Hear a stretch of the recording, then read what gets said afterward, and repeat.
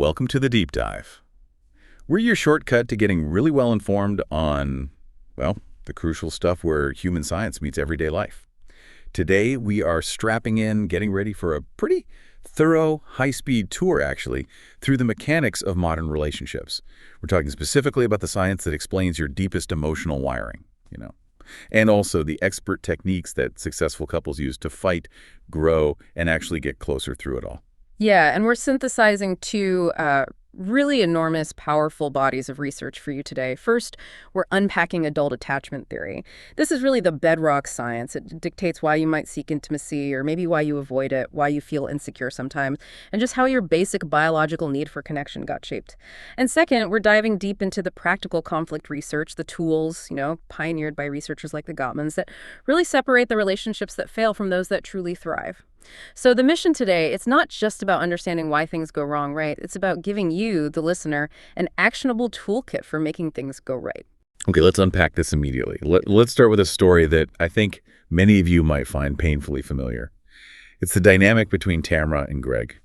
Tamra found herself just constantly churning, in this state of anxiety. Greg was elusive. He was habitually too busy for consistent dates, kind of resistant to labeling the relationship or moving toward any real commitment. But here's the really insidious part of this pattern.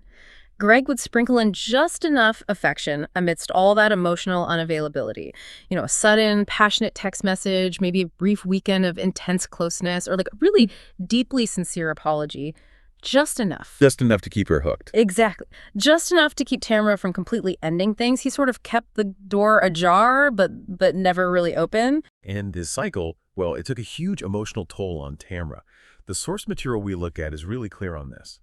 She became almost pathologically preoccupied with where he was, what he was doing. She grew hypersensitive to any tiny sign of a potential breakup, and she experienced what felt like, honestly, a loss of self. She actually lost interest in her own life, friends, hobbies, career goals, because she was just constantly on high alert, waiting for him, trying to keep that connection going. Yeah, and we really have to emphasize this up front. What Tamra was experiencing, it wasn't a weakness of character. It wasn't some personal failing where she just, couldn't let go. Her internal mechanism was basically hijacked. Attachment research identifies Greg as likely having an avoidant attachment style, and Tamra as having an anxious attachment style. What they went through wasn't just random chaos. It was a completely predictable, frankly miserable pattern that we call the anxious avoidant trap. Her emotional brain was acting on a very basic evolutionary instinct, prioritizing connection with that attachment figure regardless of the emotional cost. Because historically, connection equals survival. Simple as that. Right. So our deep dive today has a pretty clear trajectory then. First, we need to understand these deeply wired styles and the specific traps they set. Second, we transition into the actionable tools, things like soft startups, taking necessary breaks, asking those dream catcher questions, the things successful couples use to achieve connection, understanding, and sustained intimacy, even right in the middle of a conflict. Let's make you well-informed and well-equipped. Okay, first things first. We have to start by surgically removing one of the most damaging and stubborn cultural myths out there about modern relationships. And that's the scorn, the kind of contempt for basic human needs for intimacy and dependency. Modern Western culture especially, it just exalts emotional self-sufficiency, this idea that you have to be whole and complete entirely on your own, and that your happiness should absolutely not depend on a partner. Yeah, and we've seen how historically damaging that perspective has been, haven't we? Even in child rearing. I mean, you think back to those behaviorist experts in the 1940s, the 50s. They were advising parents that coddling children would make them needy and insecure. They were told, strictly schedule feeding, isolate infants, and definitely let them cry for hours to build character. The sources even detailed doctors isolating hospitalized kids from their parents because they feared continuous contact would somehow inhibit their independence. It's kind of shocking now. It really is. And attachment theory, pioneered by John Bowlby, it fundamentally and empirically just overturned all of that in the context of child development. It proved that secure attachment is actually the necessary foundation for true independence later in life.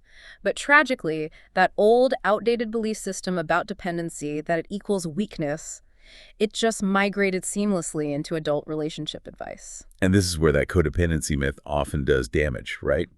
While the concept might have been initially helpful in certain clinical settings, like dealing with families affected by substance abuse, it often broadened out into this generalized relationship philosophy, this idea that true love means two wholly separate, self-sufficient entities just coming together. And if you need your lover for happiness, well, you're somehow fundamentally flawed. It's basically just reviving that 1940s view on parent-child bonding and slapping it onto adult partners. But the biological reality, and this is confirmed by decades of physiological studies, it tells a completely different story. A much more profound story, actually. Once two individuals attach, they literally form one physiological unit. Dependency isn't a choice. It's not a moral failing. It is a biological fact written right into our nervous system. Okay, so physiological unit, what does that actually mean in, like, measurable terms? We're not talking metaphor here, are we? Absolutely not. No metaphor at all. We are talking about basic, measurable, vital signs. Your partner is a crucial part of your own homeostatic regulation system.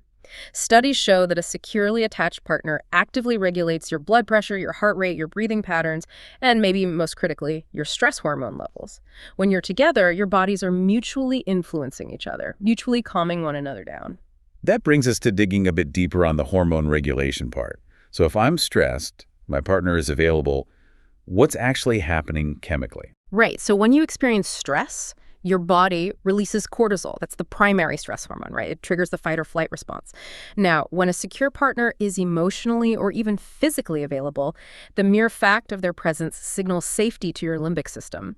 And that then triggers the release of oxytocin, often called the cuddle hormone or the attachment hormone. And oxytocin acts as a direct counter-regulator to cortisol.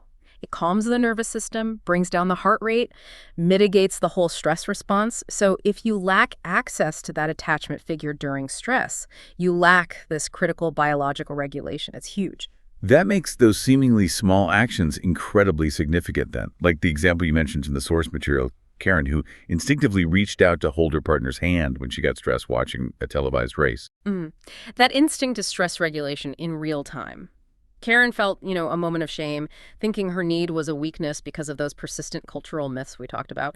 But biologically, she was seeking immediate natural healing and stress reduction. You simply cannot maintain a high level of differentiation from your partner when your basic biology is influenced by them to such an extent. Dependency is hardwired into our survival apparatus. If you feel calm in your relationship, you're functioning efficiently. If you feel anxious or on edge, well, that biological unit is malfunctioning. Hashtag 1.2, defining the core adult attachment styles. Okay, so if dependency is a biological fact, then our emotional system must develop strategies, right? Or styles, maybe, for managing that need for connection. And this is where the core adult attachment styles come in. They were adapted from classic research methods, specifically that strange situation test involving children. Think of a toddler, let's call her Kimmy, being briefly separated from her mother and how she reacts when her mom comes back. Yeah, that test is absolutely essential because it reveals the child's internal working model of relationships. What they expect, basically. For adults, the core difference is that the need for literal, continuous physical presence can often be replaced by the knowledge of psychological and emotional availability. If we're certain our partner is there for us, truly there, our attachment system tends to be satisfied and quiet. Okay, let's define these three main styles, starting with the gold standard, secure. Right, so in the child version, the secure child is distressed when the parent leaves, which is totally normal, by the way. But they're easily and quickly calmed when the parent returns. They resume exploring or playing pretty quickly. As adults, secure individuals tend to seek deep intimacy, they're supportive of their partner's needs, and they generally create very stable relationships. Critically, they have a naturally high capacity for effective communication. They can provide that emotional anchor during distress without getting totally overwhelmed themselves. They're comfortable with both closeness and, appropriate independence. Okay, then you have the first insecure style, the anxious, or sometimes called preoccupied style. Yes. Anxious individuals are constantly, often subconsciously, preoccupied with their partner's availability and responsiveness. Their primary worry, even if they don't say it out loud, is that their partner doesn't really love them or will inevitably leave them. They often express this desire to sort of merge completely with the other person, always seeking validation that they're essential to their partner's life. Their entire attachment system gets triggered into high alert by even the slightest feeling of danger or distance or ambiguity. Their internal life is often just characterized by this hypervigilance about the relationship status. And finally, the second insecure style, the avoidant or dismissive style. Right. The avoidant baby in the test acts outwardly unmoved or indifferent when the parent leaves or returns. They give off this facade of being calm and collected. But physiological measurements show that internally, their heart rate and stress hormones are just as high as the anxious child's. They're simply repressing the distress. In adult relationships, they tend to confuse self-reliance with genuine independence. They really overrate the importance of standing on their own 2 feet and actively diminish or repress that vital need for support. They use distance-creating tactics, especially when things start getting too close, too vulnerable, or maybe too well-established. They seek independence from their partner rather than independence alongside their partner. It's a key difference. Hashtag 1.3, the power of reassurance and the activated attachment system. Okay, let's look at a concrete example of this nervous system activation and deactivation. Like the story of Ryan and Shauna, where timing just made all the difference. Ryan had these inherent anxious tendencies, right? And they really flared up when he took a stressful new job, separate from his girlfriend, Shauna. Ryan was outside his established comfort zone, which naturally activated his attachment system. His worry basically doubled because Shauna wasn't continuously available right there in his immediate environment to help regulate his stress. Fortunately, Shauna possessed a secure attachment style, and she responded beautifully to his initial distress. And what's truly crucial here, I think, is the sheer difference in effort required based on the timing of that reassurance. Ryan was able to calm his entire system down, reestablish his sense of safety with just a minimal reassurance. In this case, one brief, caring text message from Shauna was enough to reset his internal balance and let him get back on task at work. This is a huge, actionable insight for everyone listening. Think of it like emotional economics, maybe. If you respond to your partner's need for connection or reassurance early on, when the need is just a flicker, not a full-blown firestorm, only a minimal effort is required to calm their system. It might cost you one text, a quick phone call. However, if that reassurance is withheld or ignored or minimized, the worries just quadruple, anxiety spirals. And then it takes significantly more energy, more time, more emotional exhaustion, maybe an hour-long argument or days of feeling distant to get the relationship back on track. Being attuned early on is inherently energy efficient, and it prevents relationship damage. So if your partner has an anxious moment and asks, are we okay, or did you mean that thing you said? The science really suggests saying, yes, absolutely, I love you, or whatever feels right, immediately, rather than waiting till the end of the day or letting that anxiety build up. Precisely. You're essentially investing minimal resources to prevent a massive emotional debt later on. The secure partner understands this intuitively, often. They prioritize the feeling of safety because they know it's the foundation upon which everything else, work, hobbies, shared life, really rests. Okay, so what happens when the anxious attachment system gets fully activated? When the partner is unresponsive or ambiguous or just out of reach, it triggers what the research calls protest behavior. And this needs to be understood not as like manipulative game playing, but as a deep evolutionary, often desperate instinct to maintain contact at all costs. It's basically panic, right? It is panic. These behaviors are essentially desperate attempts to restore proximity and elicit some kind of definitive response from the partner. They're often profoundly confusing and stressful for both people involved. Let's detail the core protest behaviors identified in the sources we looked at.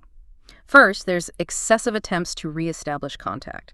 This goes way beyond just a single concerned text. It means calling, texting, emailing maybe many times in succession, waiting anxiously by the phone, or even checking their partner's social media obsessively, just hoping for a sign of their availability.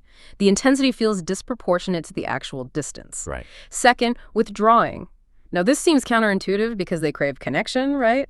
But it's actually an aggressive move designed to force attention. This looks like sitting silently engrossed in a newspaper, talking exclusively to other people at a party, or just giving the partner the cold shoulder. It's a passive attempt to provoke the partner into asking, hey, what's wrong? Yeah, I could see how that could totally backfire, especially with an avoidant partner who might just see that withdrawal as like welcome space. Oh, it absolutely backfires. Then you have the more overtly aggressive protests. Things like trying to make the partner jealous, maybe by flirting openly or talking pointedly about previous partners, or threatening to leave. Both of these are really high-stakes attempts to shock the partner into realizing the relationship is at risk, forcing them to close the distance. This is the nervous system's desperate kind of last-ditch effort to confirm the bond still exists. This connects directly back to how dangerous some common dating advice can be. The advice we hear in magazines or maybe on TV, it often tells the anxious person to act mysterious or play hard to get or don't call it, wait for him to call you, all under the guise of preserving your dignity or something. And what that advice actually achieves is making you appear desirable to a very specific and potentially quite harmful kind of partner, the avoidant one.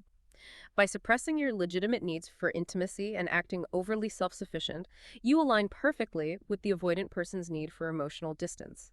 They get the thrill of chasing this seemingly mysterious, self-contained person, but they never have to actually confront the reality of someone who requires closeness, consistency, commitment.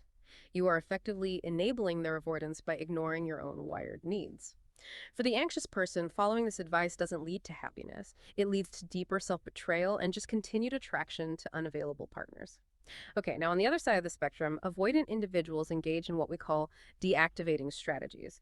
These are conscious or sometimes subconscious maneuvers. They can be mental or physical designed specifically to create distance and reduce the emotional intensity, particularly right at the point when the relationship should be deepening in intimacy. Yeah, and these strategies are often super confusing because they tend to happen when things are actually going well. It makes the secure or the anxious partner feel like maybe they've done something wrong, or the emotional floor has just suddenly dropped out from under them. Let's list the signature deactivating strategies from the research. Okay. First, the intellectual barrier. Saying things like, I'm not ready to commit, but then staying together for years. They're physically present, maybe, but psychologically unavailable. They maintain this artificial sense of freedom. Second, the nitpicking strategy. This is focusing obsessively on small, often really trivial imperfections in the partner. They might fixate on the way their partner talks, or a specific item of clothing they wear, or a minor habit like how they chew their food. This allows them to mentally downgrade the partner. Oh, she's great, but... And that justifies the emotional distance. It ensures they never fully surrender to intimacy. That fixation is fascinating, isn't it? It's like a mechanism to cool down their own internal passion by applying external criticism. Exactly. It's a psychological buffer. Third, pining after a phantom ex. This is an ex who's been idealized into some kind of perfect, flawless human who often remains conveniently unattainable or far away. By maintaining this phantom ideal, the avoidant person can always remain sort of dissatisfied with their current, real, accessible partner. The current partner always fails in comparison to the ghost.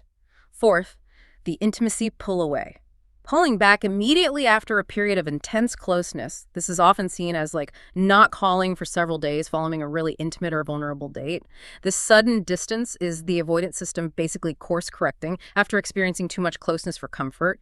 And fifth, forming relationships with an impossible future. Things like dating someone who is already married or lives on a different continent or has some fundamental incompatibility that ensures long-term commitment just cannot happen. Yeah, the sources gave that perfect illustration with Stavros, the handsome, suave entrepreneur. He's 40 years old, and he states quite clearly that he desperately wants marriage and kids.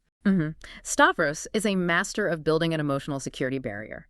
His stated dream is marriage, but his strategy ensures commitment never actually happens. His list of criteria: his wife must be no more than 28, look a certain way, be career-oriented, and be willing to drop her entire life to move to his remote hometown in Greece. It's just a guaranteed recipe for failure. He's been dating fruitlessly for 10 years. He can tell himself, well, I tried, but no one was good enough, and that masks the deeper fear of vulnerability that true commitment would actually require. So the takeaway for the avoidant person, as the sources point out, is that they mistake self-reliance for genuine independence.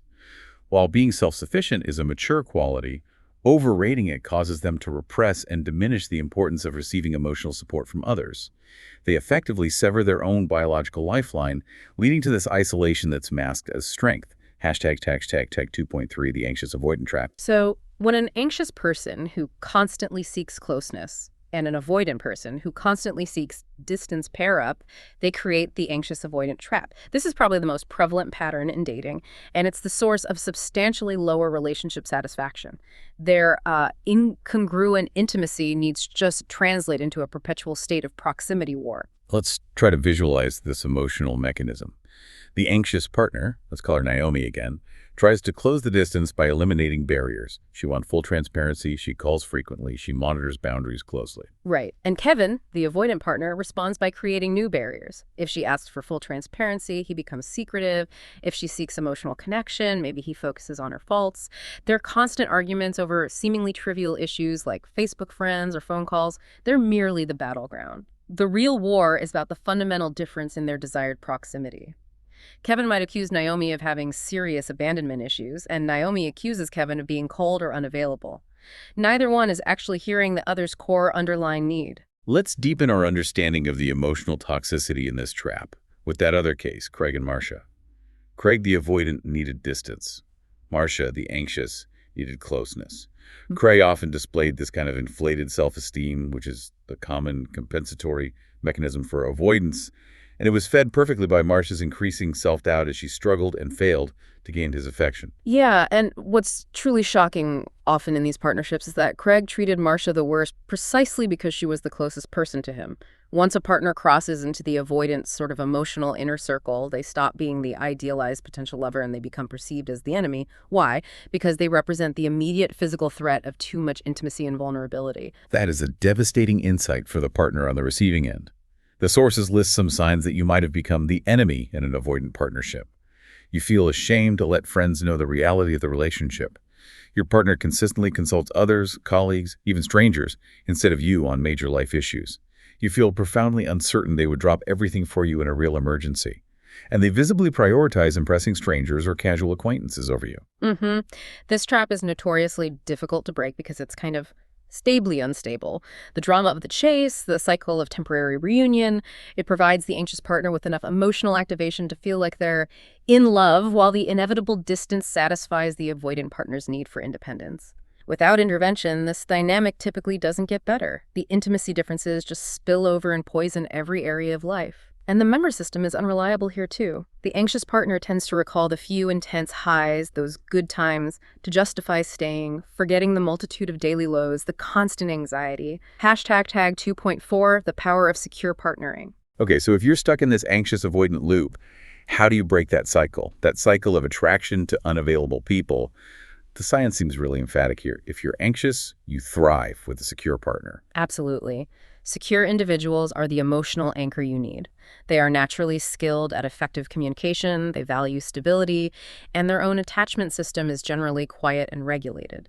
Because they aren't constantly fighting their own internal anxiety or their own need for distance, they create a safe, predictable, and available emotional environment. And eventually, that allows the anxious partner's chronic worries to actually subside and normalize over time. But here's a critical question, right? The one that often comes up for you, the learner. If I'm anxious, I feel like I'm wired for drama and intensity. How do I stick with a secure person when my internal wiring tells me that stable, predictable love is, well, boring? What advice do the sources offer for overriding that internal drama machine? That really is the core challenge. The anxious person often confuses attachment system activation, that heart racing, the pit in the stomach feeling, with intense passion or profound love. A secure person offers peace, which the anxious person might initially mistake for flatness or just a lack of chemistry. The advice is highly practical. You need to consciously recognize that feeling of boredom or lack of spark as a potentially positive sign that your nervous system is finally getting a chance to rest. The sources use Tanya as an excellent example of secure behavior in dating. She doesn't tolerate ambiguity or emotional gymnastics. She apparently quickly surfaces her feelings to see how a date reacts. Exactly. She communicates her needs directly and then observes the response. If the date shows genuine concern, if they attempt to understand her needs, if they demonstrate a willingness to find some middle ground, which is the definition of emotional availability, she gives the relationship a chance to progress. If they're evasive or deflective or just unwilling to meet her legitimate emotional needs, she recognizes that pattern as a losing battle and she won't invest further energy. This is secure, effective communication in action, prioritizing mutual support over dramatic chemistry. So the ultimate takeaway seems to be if you lean anxious, you might need to deliberately choose the peace offered by the secure partner, even if it feels less exciting initially. That peace provides enormous strength. When your attachment system is calm, you are suddenly free to deploy your energy toward your own goals, your career, your personal growth. Your secure partner is there to help you become the best version of yourself, providing that constant, predictable emotional safety net. Secure partnering gives you peace of mind. And peace of mind, ultimately, is the fundamental requirement for a successful life, regardless of the drama that our culture often promotes as love. Okay, now we're shifting gears. We're moving from understanding our emotional wiring to the practical application of conflict management, drawing heavily on decades of research, especially from folks like the Gottmans. The first distinction, which is absolutely essential for changing how you approach disagreements, is between solvable and perpetual conflicts. Yeah, that distinction changes everything. A solvable fight is usually about logistics, and it has a clear one-time solution. Who's going to manage the budget this month, or who's taking the car in for service. The solution sticks, basically.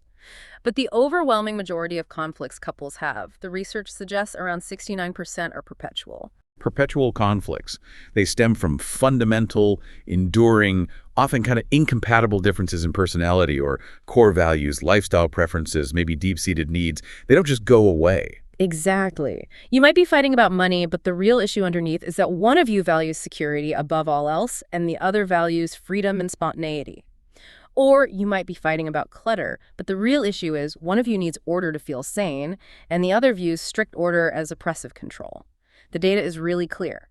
Whatever you're perpetually fighting about today, chances are you will still be arguing about it in some form 20 years from now. Wow, that is a harsh truth, but it forces a new goal then, doesn't it?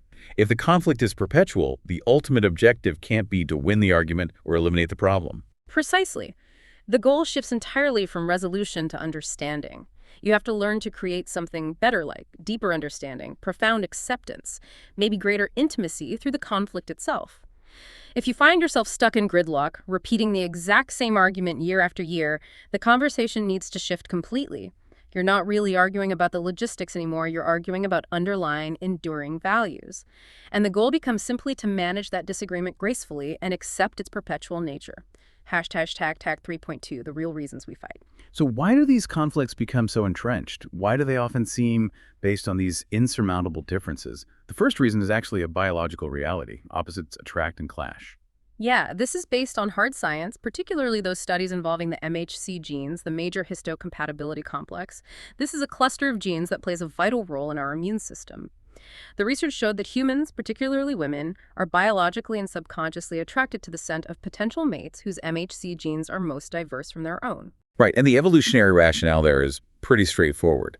When parents have genetically diverse MHC genes, their offspring tend to gain a stronger, broader immune system. It gives them a survival advantage against viruses and diseases. But here's the profound irony. The very biological wiring that created that initial powerful chemistry is often responsible for the incompatibility later on. The traits you found so attractive, his spontaneity, eventually turn into inability to plan. Her thoroughness maybe turns into rigid control. You are biologically wired, in a way, to seek difference, and those very differences are often what you perpetually fight over. And this leads smoothly into the second reason: hidden agendas. That biological difference naturally leads to differences in life needs, which often remain unacknowledged, lurking beneath the surface of the conflict. Yeah. The sources use that powerful example of the puppy fight.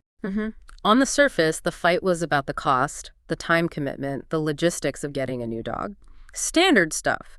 But the husband's hidden agenda was this profound longing for freedom, for the ability to just pick up and go on an adventure at any moment. To him, the dog represented an anchor, like a four-legged embodiment of permanent responsibility he really didn't want. The wife's hidden agenda was an unacknowledged need for family, for company, for stability, especially while her husband was frequently traveling for work. She felt alone. So they weren't really arguing about the breed or crate training. They were arguing about two competing life philosophies, freedom versus family. Exactly. They retreated into their separate foxholes, just lobbing accusations about money or responsibility because they never acknowledged those deeper, unaddressed needs, maybe not even to themselves, let alone to each other. Until they realized that the puppy actually represents two different visions of the future, that conflict is fundamentally unsolvable. And of course, We can't discount the impact of life stress. We don't fight in some perfect laboratory vacuum, right?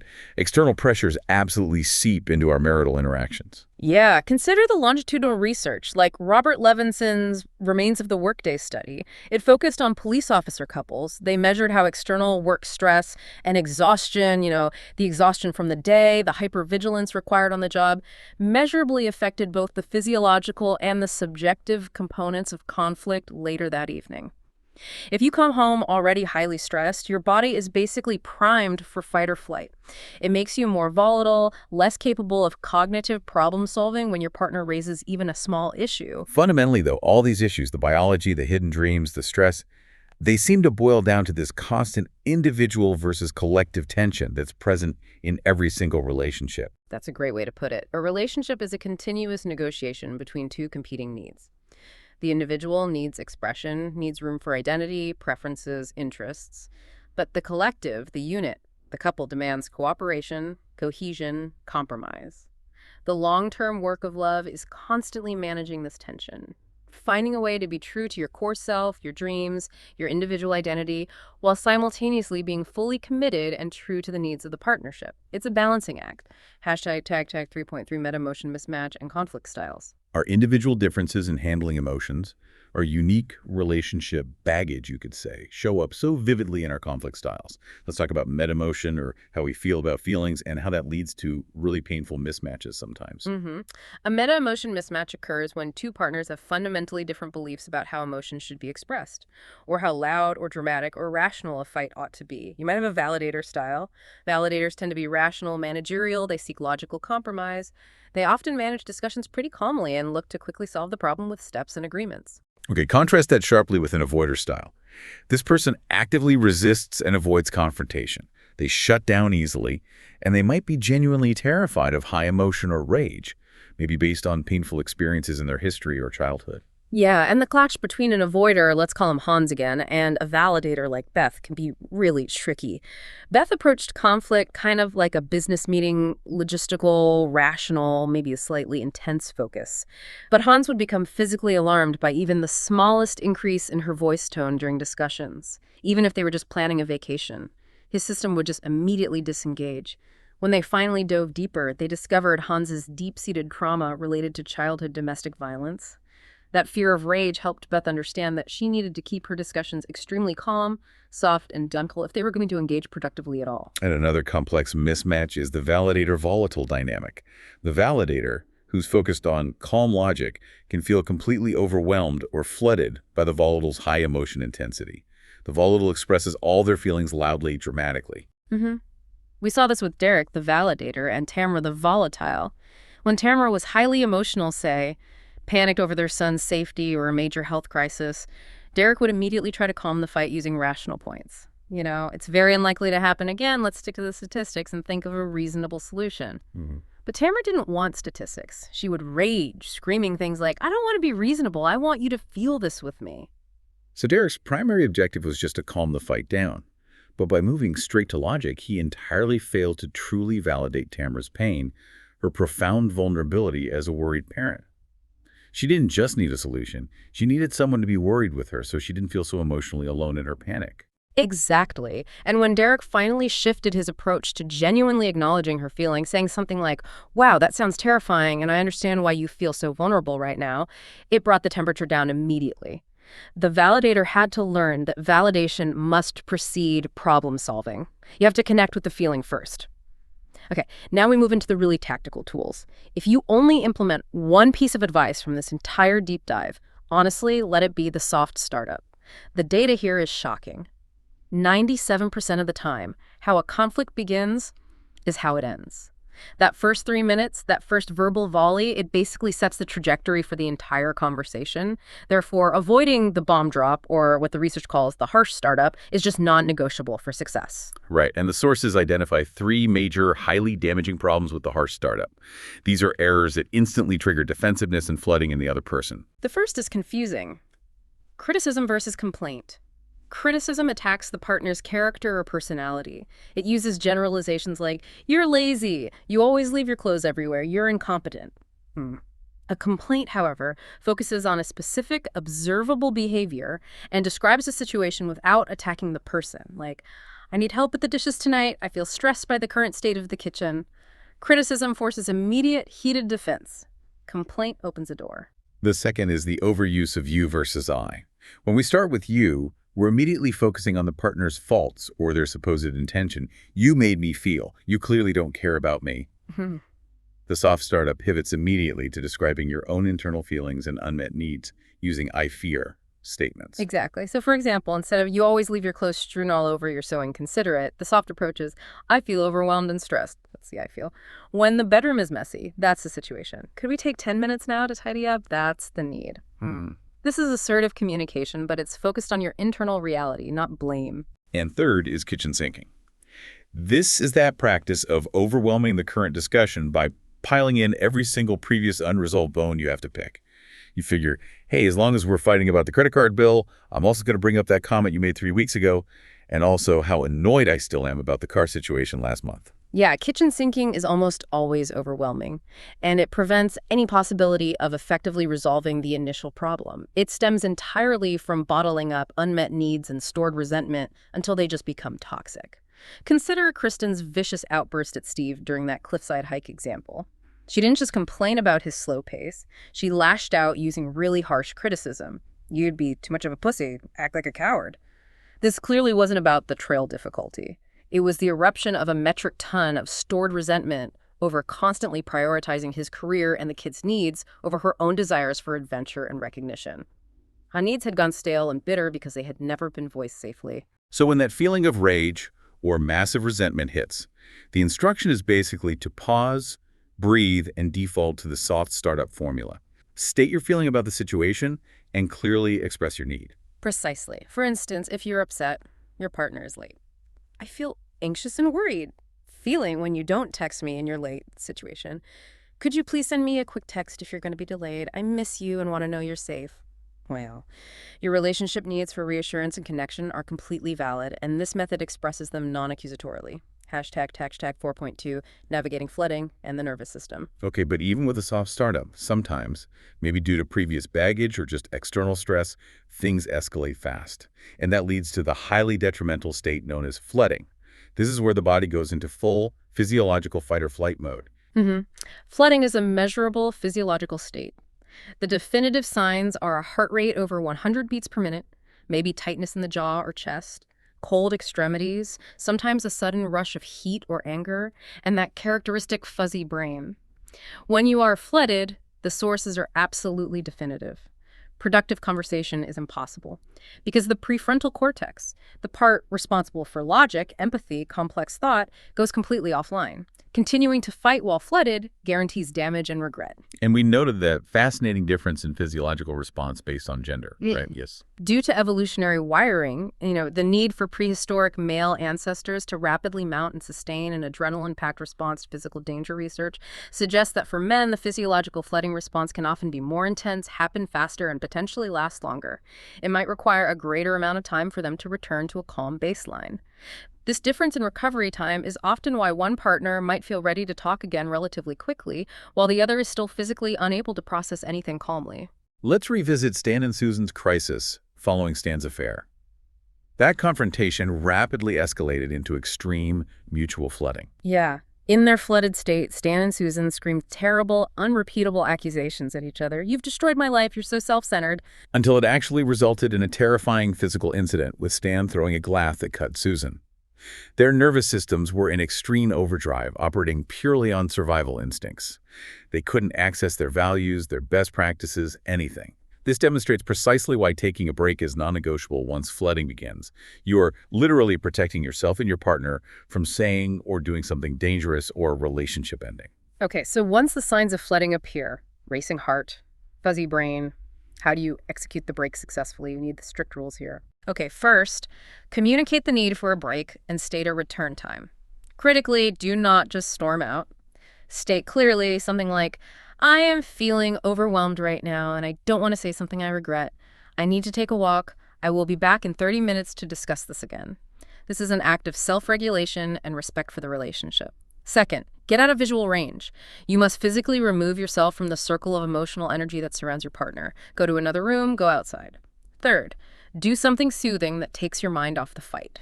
The point is not to stew or ruminate or rehearse your killer rebuttals. That just keeps the cortisol pumping. Go for a brisk walk, listen to a calming podcast, play a mindless game, answer some emails, anything neutral. You need a minimum of 20 minutes for those stress hormones like adrenaline and cortisol to start metabolizing out of your body. But you generally shouldn't exceed 24 hours for the break. What are the crucial don'ts here? Because this is where breaks often fail, isn't it? Absolutely. Crucially, never tell your partner they are flooded. Say, I think I need a break, or maybe I think we need a break. You don't want them to feel blamed or condescended to. Never try to get the last word right before the break. Fine, but just so you know, you're still wrong about the dishes. That just sabotages the cool down attempt. And most importantly, never just disappear.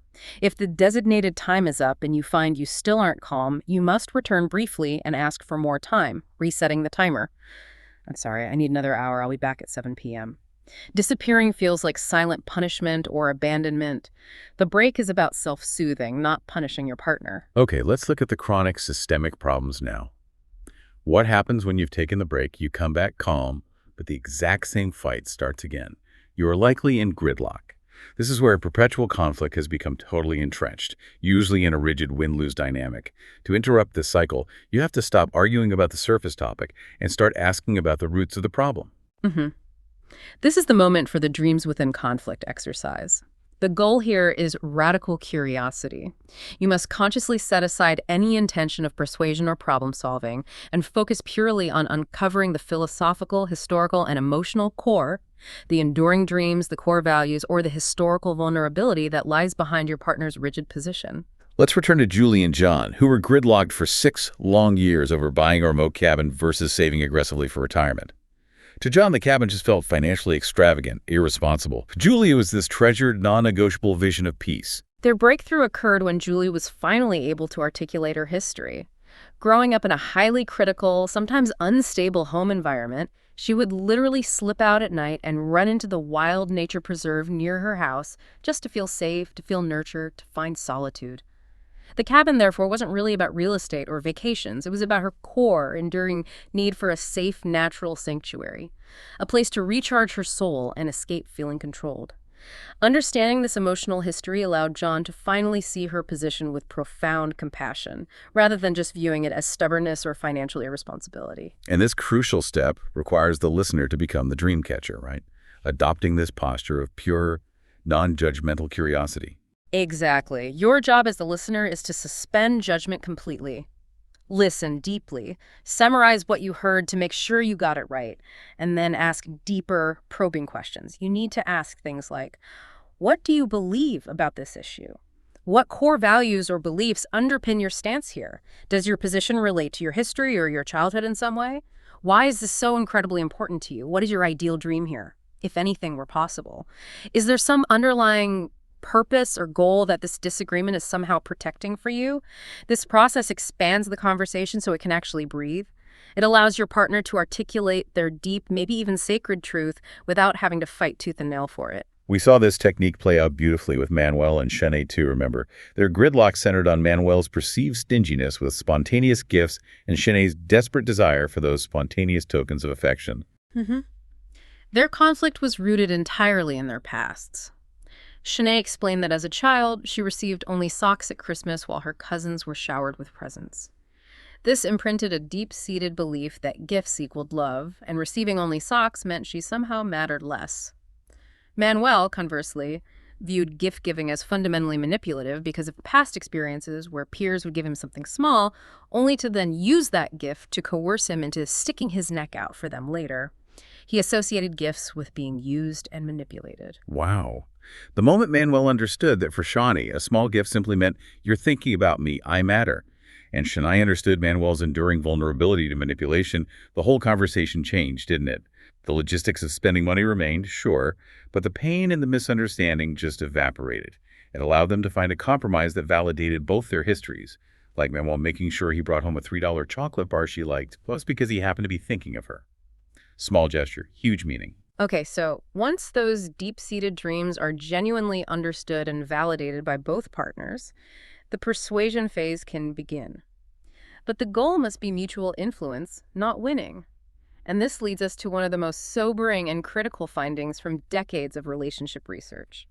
Men who allow their partners to influence their decisions have significantly happier, more stable marriages. Yeah, that statistic on resisting influence is a killer, isn't it? Men who consistently resisted sharing power in decision-making had something like an 81% probability of splitting up. Accepting influence, allowing your partner to impact you, seems to be the single greatest predictor of long-term stability and happiness for everyone involved. It's huge. So to help visualize and achieve that true mutual influence, we use the bagel method. You literally draw a bagel shape, dividing the issue into two distinct parts. This helps both partners visualize what is flexible and what is absolutely sacred. Okay, so the inner circle, the whole, is your absolute non-negotiable need. This is the core of your identity, the essence of your dream, the thing you feel you absolutely cannot live without to feel happy and whole. If you give this up, you feel like you lose a fundamental part of yourself. Right. And the outer ring, the dough, is everything else. This is everything that is negotiable, flexible, and based purely on logistics or timing or method. This generous outer space often illuminates dozens of ways you can actually accommodate both partners' core needs simultaneously once you see them clearly. Let's apply this to Vince and Jenny, that couple gridlocked over selling their house to sail around the world, Vince's dream, versus moving to a farm to establish roots and community, Jenny's dream. Yeah, their initial conflict felt like a total zero-sum game. They used the bagel method. Vince's non-negotiable core, his whole, was the dream to see the world. Jenny's non-negotiable core, her whole, was being connected to community and having roots. They suddenly realized they didn't have to choose permanently between these two dreams. The dough, the flexible logistics, allowed them to find a compromise. They decided they would move to the farm for 2 years, establishing Jenny's roots and community. Then they would take a sabbatical to sail for several months during the dead of winter each year. Vince realized he didn't actually want to live on a boat for 30 years straight, and Jenny realized a temporary absence didn't fundamentally threaten her need for deep roots. Okay, here's maybe a simpler example for you, the learner. Let's say you're perpetually fighting over saving money versus going on expensive vacations. One partner's whole might be financial security and zero debt. The other partner's whole might be experiencing novelty and creating meaningful family memories through travel. The dough could be negotiating the vacation location, maybe closer, cheaper flights, or agreeing to really aggressive savings goals for 6 months, only to fund that specific vacation, thus satisfying the need for security first and the need for memories second. It's about thinking for two, finding that flexible space. Hashtag 4.5, processing regrettable incidents, the aftermath of a fight. Okay, final tool. No matter how well you implement the soft startup or the break, fights will occasionally escalate into what we call regrettable incidents, times when harsh things are said, maybe yelled, and real emotional injury occurs. If these incidents are not processed properly afterward, they will linger like toxic waste and systematically damage the relationship over time. Yeah, this lingering damage is tied to that Zeigarnik effect, right? That psychological finding that interrupted or incomplete tasks are retained much more vividly in our memory than completed ones. So if a fight ends with harsh words and the issue is just left hanging unresolved at an incomplete task, that painful, high-emotion memory sticks vividly, and it gets recalled immediately during the next argument, intensifying the negative perspective toward the partner. Processing the incident is necessary to heal the injury and allow the memory to finally fade safely into the past. Exactly. And this essential processing must be done when both partners are fully calm, usually hours or maybe even a day after the incident itself. It involves 5 defined, non-negotiable steps. Step 1, feelings. Both partners take turns sharing what they felt during the incident using "I felt" statements. For example, I felt misunderstood, I felt flooded, I felt ashamed, I felt defensive. The crucial instruction here is not to explain why you felt that way or talk about the other person, just name the raw emotion. Step 2, realities. Take turns describing your subjective reality of what happened. Act like a neutral reporter just stating your experience. The listener's job here is absolutely critical. They must summarize the partner's reality back to them and critically validate it. Validation means saying something like, okay, I hear you, I can see why you saw it that way, or given how you experienced that, it makes perfect sense why you were so upset. Validation means accepting that the partner's internal reality is valid for them, even if you don't agree with the factual substance of their complaint. That distinction is so key. You don't have to agree that your action was an attack, but you must validate that they felt attacked. Precisely. Okay, step 3, triggers. This is where you share what specific memories, personal history, or enduring vulnerabilities might have gotten triggered and escalated the interaction for you. Let's go back to John and Julie's fight where Julie lashed out, calling him an immature partner for a co-parent. John explained later that his trigger for being called immature wasn't just the word itself. It was based on a terrible memory of their teenage daughter sobbing on the phone from college, feeling lonely and unlovable. Being called a bad co-parent touched that very soft, protective spot where he felt maybe he had failed her. Sharing this personal scar tissue allows for profound empathy. Step 4. Responsibility. This requires specificity. You need to acknowledge your own role in the regrettable incident and apologize specifically for your behavior, not for your partner's reaction. So John apologized for insulting Julie as a mother and for assuming she wanted to control their daughter. Julie apologized for using these terrible, generalized, and hurtful words about him being immature. A generalized, "I'm sorry you feel that way," is completely useless here. A specific apology heals. Step 5. Constructive planning. This looks forward. Plan one tangible, specific way each of you can make a similar situation better next time. Things like, next time I will not bring up sensitive topics the moment you walk in the door because I know you're tired, or next time I will communicate that I need a break much earlier before my heart rate hits 100 BPM. And this entire processing mechanism, it sounds like it turns a regrettable incident, a painful mistake, into an incredible opportunity for learning, a pathway to deeper, more resilient, and ultimately more understanding love. Hashtag outro. Yeah. Okay, this deep dive has really spanned the whole gamut, hasn't it? From the biological basis of intimacy right through to the hard-won tools for handling inevitable conflict. The core wisdom we uncovered seems pretty foundational. Your attachment needs for closeness and security, they are legitimate. Dependency is a biological fact, not some kind of choice or weakness. A stable, healthy relationship should actually make you feel more self-confident, and ultimately it should give you peace of mind, freeing up your energy for the rest of your life. And if you take just one lesson away from all of this, maybe let it be this. You are going to have the same perpetual fights over and over again. Because choosing to love someone means choosing a particular set of problems you are willing to manage indefinitely.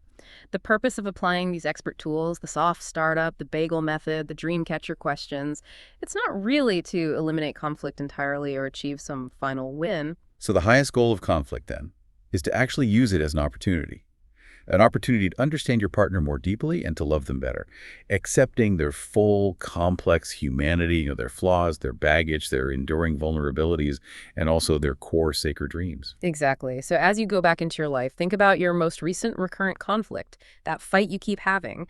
Can you identify the perpetual dream or maybe the enduring vulnerability that fuels your partner's side of that argument? And what might happen if next time you focused only on validating that dream, understanding its history, before you even attempted to compromise?